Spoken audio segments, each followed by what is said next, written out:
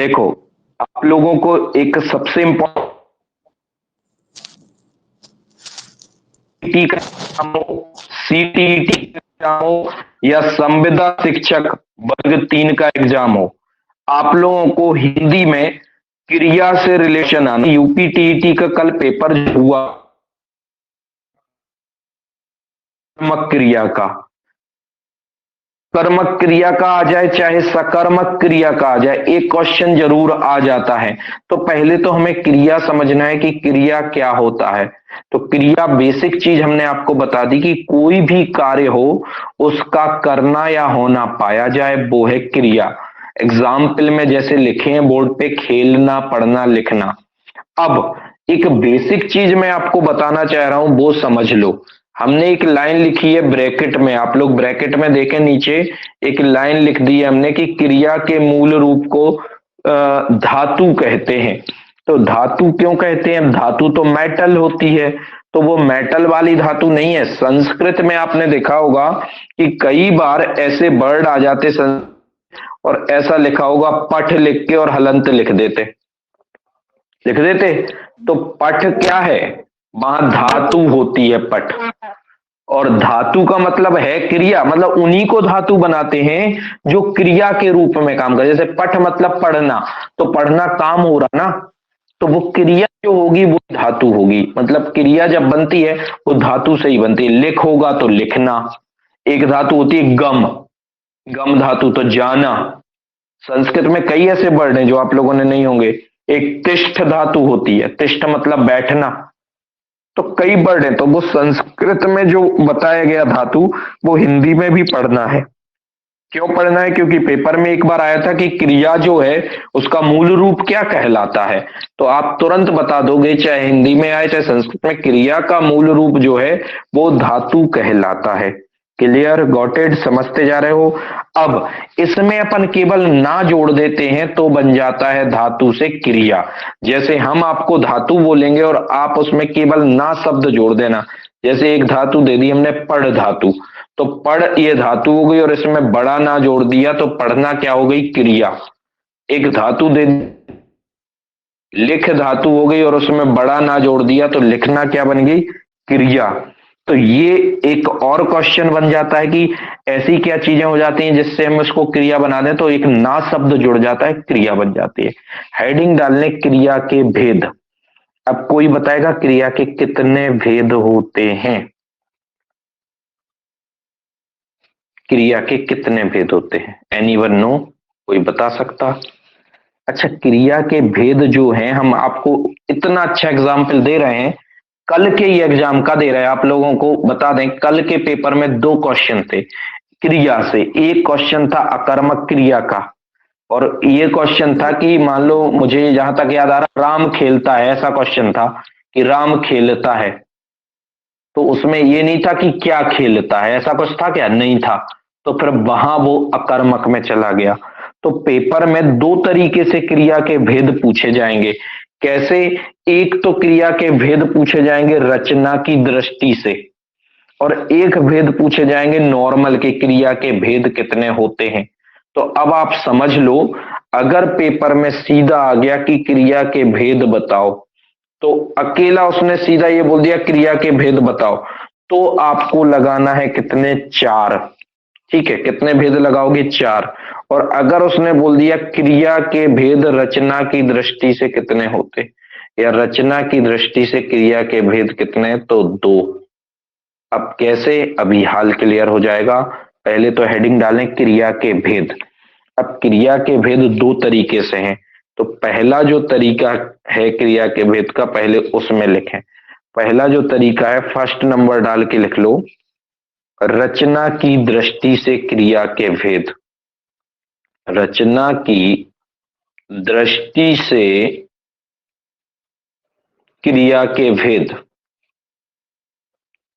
अगर यहां पेपर में केवल इतना वर्ड लग गया कि रचना की दृष्टि से क्रिया के भेद कितने हैं, तो ओनली आपको लगाना है 2 प्रकार के। पहला, फर्स्ट ए नंबर डाल के लिख लेना, अकर्मक क्रिया। अकर्मक क्रिया फर्स्ट है। और दूसरा आप डालोगे सकर्मक क्रिया। क्या डालोगे? सकर्मक क्रिया। ये किसके आधार पर है क्रिया के भेद? याद रखना, ये हैं आपके रचना की दृष्टि से। सेकंड हेडिंग डाल लो। अब रचना की दृष्टि के अलावा सेकंड हेडिंग जो डालोगे उसमें नॉर्मल डाल लेना कि क्रिया के भेद। उसमें रचना की दृष्टि से नहीं आएगा, पेपर में सीधा आ जाएगा क्रिया के भेद। इसमें आपको लिखना है क्रिया के कितने भेद हैं? 4। अब 4 कौन कौन से हैं, उन चारों के नाम आपको याद होना चाहिए। तो पहला नाम है संयुक्त क्रिया। संयुक्त क्रिया। दूसरा नाम है धातु क्रिया। धातु क्रिया। तीसरा नाम है प्रेरणार्थक क्रिया। प्रेरणार्थक क्रिया।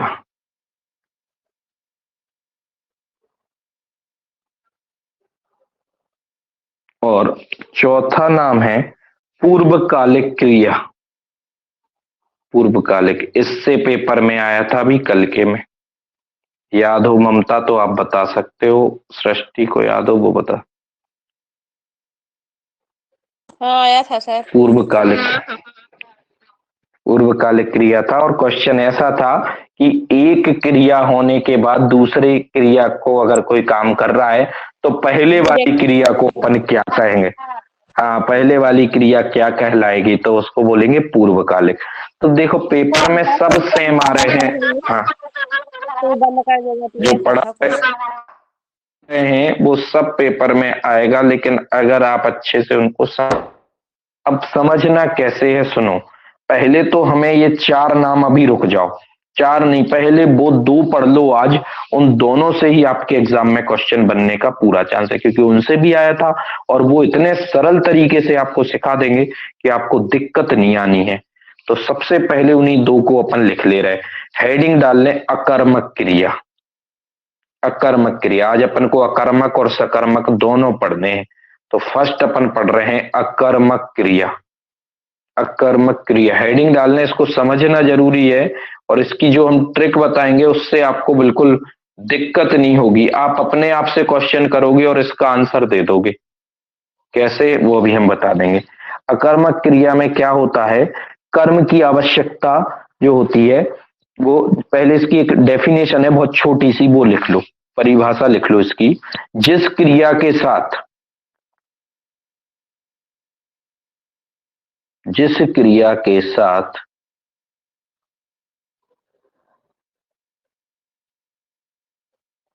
जिस क्रिया के साथ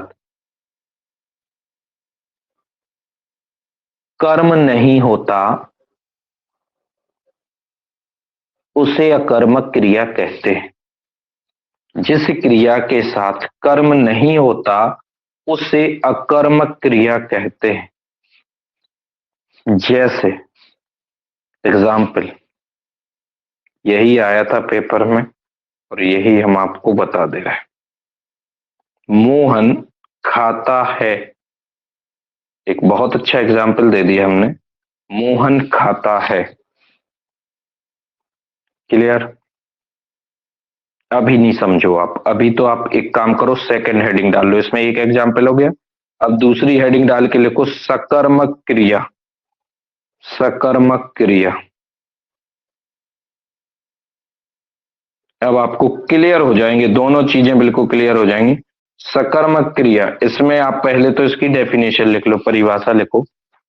जिस क्रिया में कर्म की आवश्यकता, जिस क्रिया में कर्म साथ जुड़ा होता है, ऐसा लिखें, जिस क्रिया में कर्म साथ जुड़ा होता है उसे सकर्मक क्रिया कहते हैं। जिस क्रिया में कर्म साथ जुड़ा होता है उसे सकर्मक क्रिया कहते हैं। एग्जाम्पल लिखें, एग्जाम्पल भी वही लिखना है जो उसमें लिखा, वही इसमें लिखना है, बस थोड़ा सा चेंज हो जाएगा। मोहन मोहन फल खाता है। अब एक सकर्मक है और एक अकर्मक है, कैसे? पहला देखें, अकर्मक। अकर्मक कभी भी एग्जाम में आएगा तो उसमें आपको क्वेश्चन करना है अपने आप से। जैसे मोहन खाता है, ये पेपर में लिखा आया एग्जाम्पल, तो आपको अपने आप से क्वेश्चन करना है कि मोहन क्या खाता है, और अगर तुम्हें उसका आंसर मिल गया, फल खाता है, सब्जी खाती है, रोटी खाता है, कुछ भी, एवरीथिंग, मिठाई खाता है, कुछ भी, अगर उसमें लिखा आया कि कुछ खाता है जो अपन को उसका आंसर मिल जाए, तो फिर वो आपका सकर्मक है। और जब आंसर ना मिले तो वो अकर्मक है। जैसे नीचे वाले में देखोगे, मोहन फल का खाता है, इसमें आपने क्वेश्चन किया कि मोहन क्या खाता, तो आपको उसका उत्तर मिल गया कि फल खाता है, तो दैट इज कॉल्ड सकर्मक क्रिया। और अगर उसका आंसर ना मिले, जैसे अपने पहले वाले में क्वेश्चन किया कि मोहन खाता है, इसमें आपने पूछा कि क्या खाता है और उसका आंसर नहीं मिला, तो अकर्मक क्रिया। क्लियर? Got it? यस और नो? Yes sir. एक क्वेश्चन हम आपसे पूछ रहे, आप लोग बताएंगे। क्वेश्चन आप लोगों से पूछ रहे, सुरेश पढ़ता है, कौन सा है, अकर्मक सकर्मक? सकर्मक। अकर्मक। Very good. क्या पढ़ता है ये नहीं पता, हिंदी पढ़ता, इंग्लिश पढ़ता, पर्यावरण पढ़ता, बाल विकास पढ़ता, ये तो पता नहीं ना, तो फिर ये। अगला क्वेश्चन है, रानी खाना बनाती है, सकर्मक। सकर्मक। क्या बनाती, तो अपन को आंसर मिल गया खाना, तो फिर ये आपको सही है। अगला क्वेश्चन है, वह फुटबॉल खेलता है, सकर्मक। सकर्मक। सकर्मक। अगला है, वह सोती है, सकर्मक। सकर्मक नहीं होगा, अकर्मक होगा। कहाँ सोती, ये पता ही नहीं, बिस्तर पर सोती, जमीन में सोती, कहाँ सोती, आंसर मिल रहा क्या, नहीं मिल रहा ना। तो जहां हमें आंसर मिले दैट इज कॉल्ड सकर्मक, जहां आंसर ना मिले दैट इज कॉल्ड अकर्मक। क्लियर? ऐसे ही अपन आगे करेंगे इसके क्वेश्चंस, और जितने अभी किए हैं वो अपने अच्छे समझ लो, आगे करेंगे अपन और। ओके।